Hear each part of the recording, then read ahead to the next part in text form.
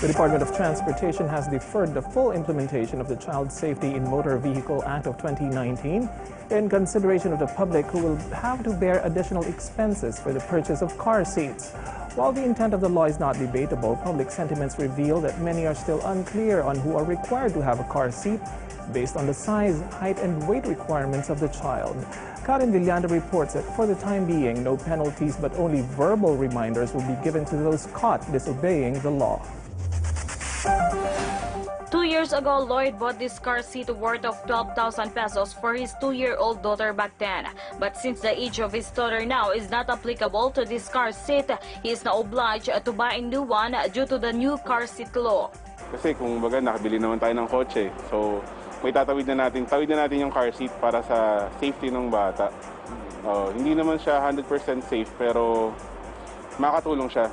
February 2019, when Republic Act 11229 or the Child Safety in Motor Vehicle Act was passed by Congress, which includes the use of child restraint or car seat for children. It was signed into law by President Rodrigo Duterte. December 23, 2019, when the implementing rules and regulation was approved and which took effect February last year. Indicated in the IRR that 12 years old below are required to use car seat, hence those who are 4'11" in height may use the regular seat belts. 1,000 to 5,000 pesos is the fine for violators. But since it is just a new measure, a 1-year transition has been imposed and just ended February this year. But the DOTr said that the full implementation of this law was deferred. Ang initial announcement ng LTO last week, magkakaroon ng mga at least 3 to 6 months na information, education, and communications campaign. At ang sabi nga rin ni Secretary Tugade kahapon, in consideration of our current situation, so habang pandemic pa, ay wala munang hulihan na mangyayari. Meanwhile, other motorists want to reduce the age requirement. Same nung sa anak ko kasi 12 years old na. 10 years old. Sobrang laki na nun pag nilagay mo sa car seat.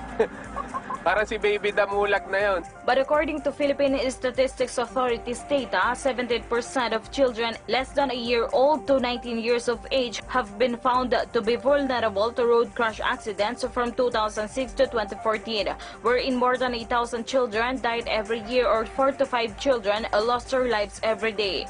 The use of car seats depends on the age, weight, or height of the child. It is also important to know how to remove the child from the seat during emergency. On the said IRR, the LTO must install feeding stations in their regional offices as a part of their information dissemination regarding the use of car seats. For now, the law is only applicable to private vehicles, but the DOTr will have a feasibility test to determine if this can also be applied to public utility vehicles. Karen Villanda for The Nation.